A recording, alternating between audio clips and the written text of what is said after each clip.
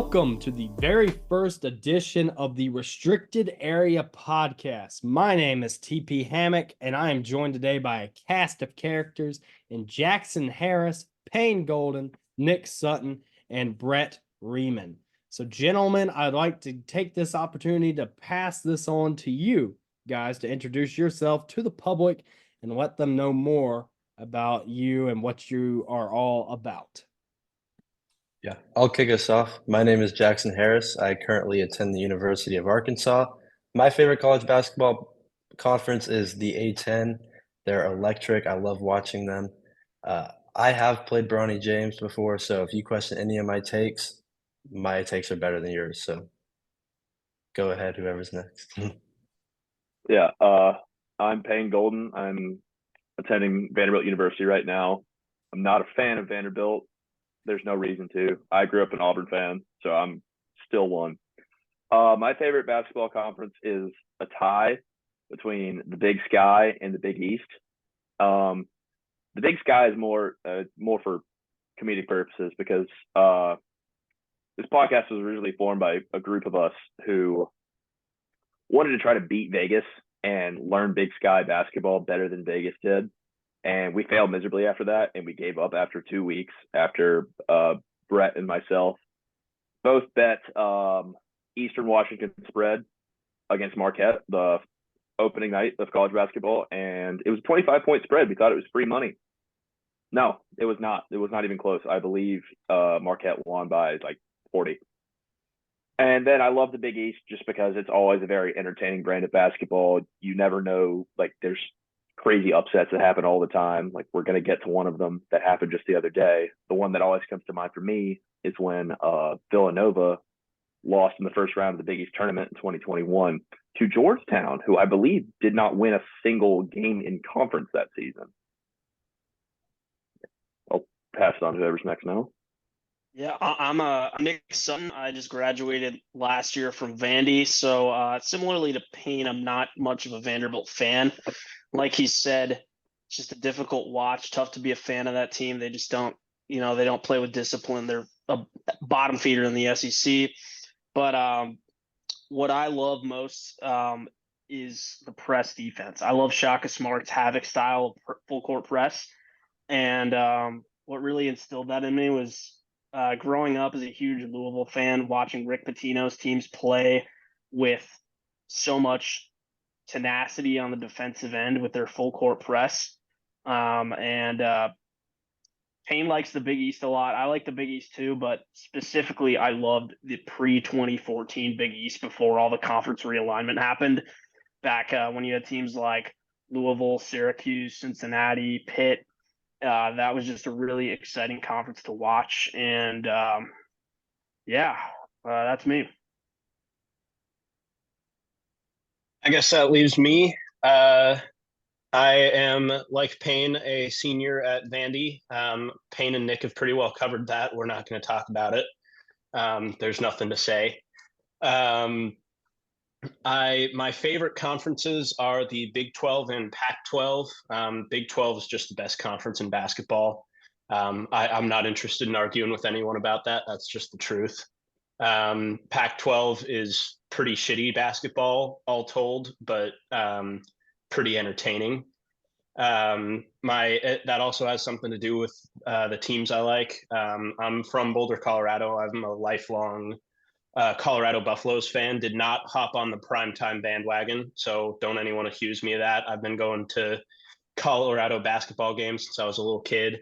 And I was also born to be a KU fan, a lot of family from there. My grandpa is in the KU Athletics Hall of Fame, all that. So Rock Chalk, big fan of them. In terms of my basketball likes and knowledge, I'm very pro 1-3-1 and very anti 2-3. If anyone plays a 2-3 zone, you're going to hear about it from me because it is a lazy man's defense.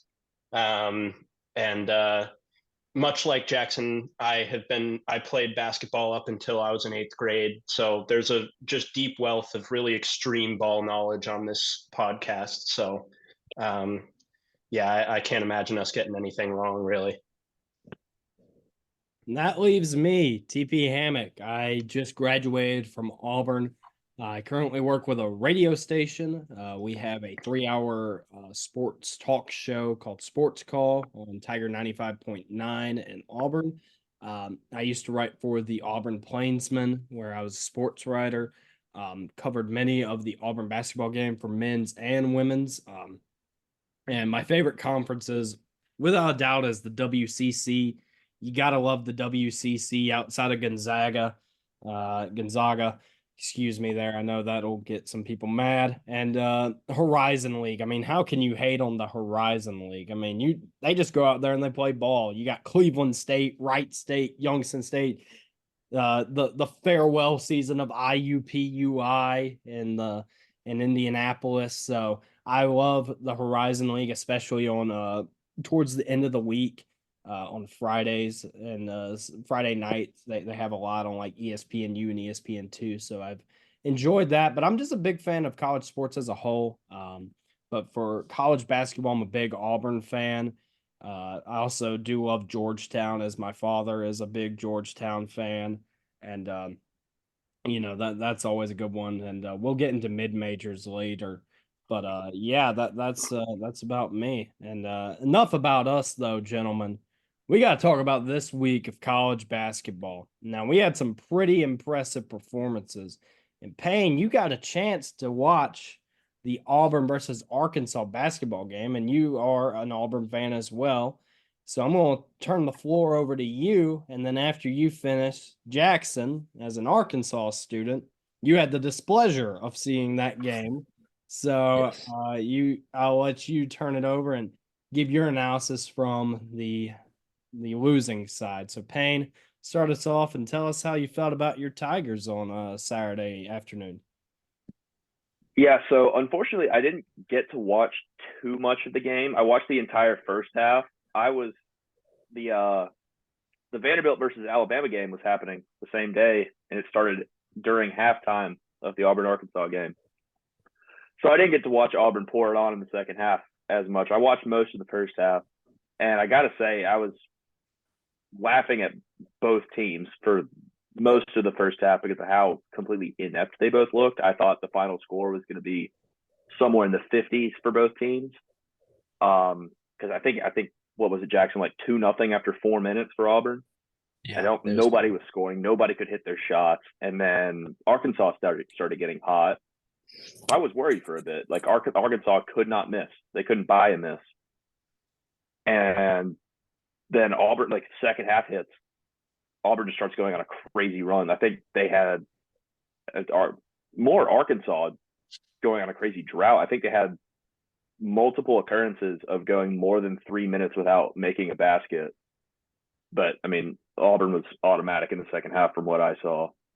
That's all I got on it. It was incredible to watch. Yeah, I'll take it from there. I'm going to start with Auburn.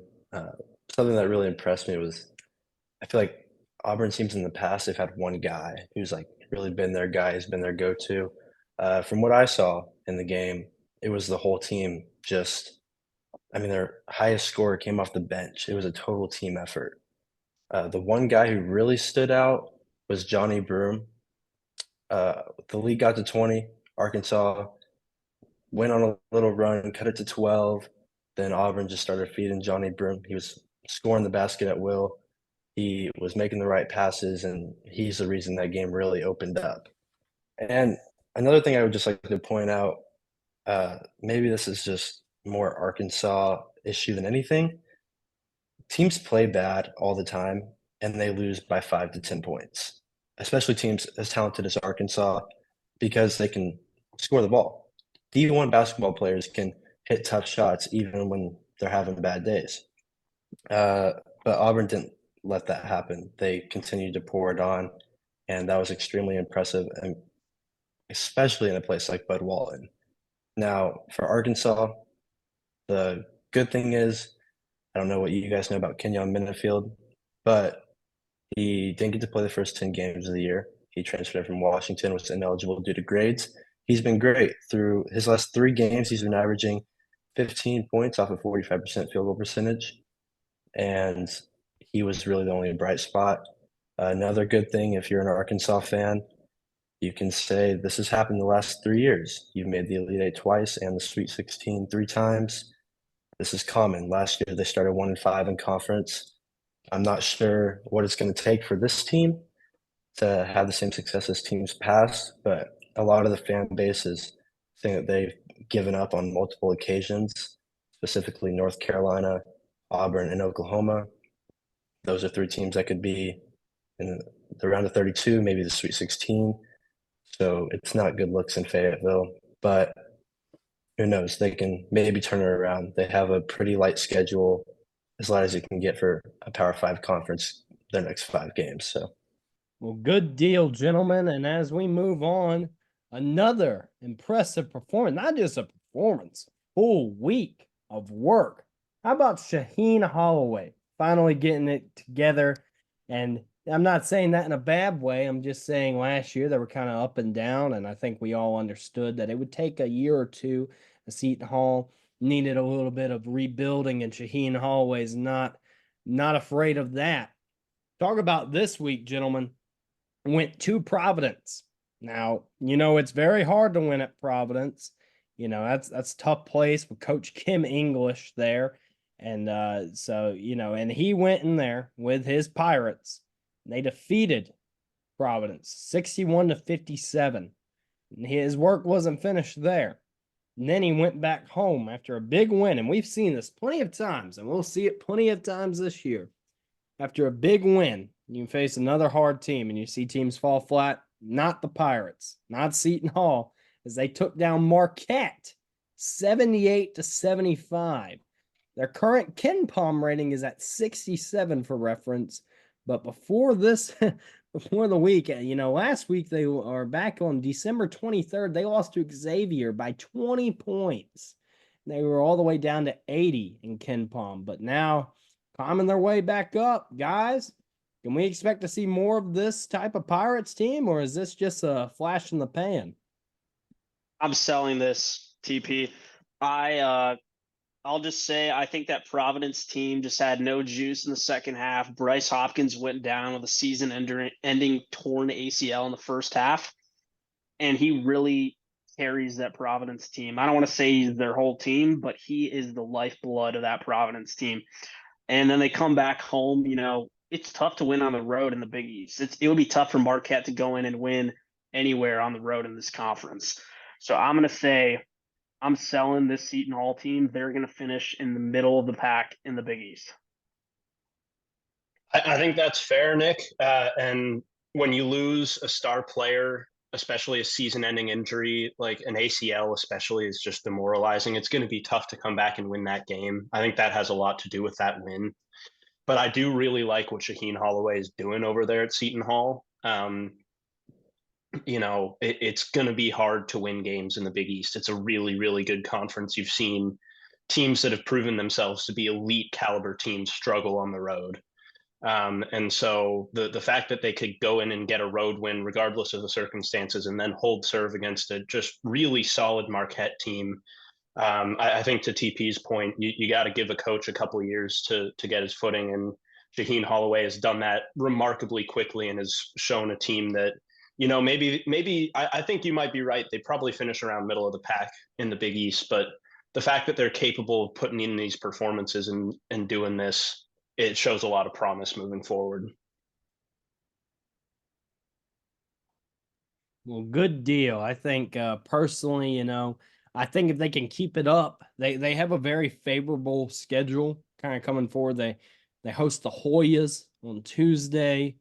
My poor Hoyas are probably going to get ran out of the building. Then they got Butler, who's been, they seem to be doing some good work under Thad Matta. Love him. They're getting more competitive there. You can see the building blocks there. And then they got St. John's, who we're going to get into in just a second, Creighton,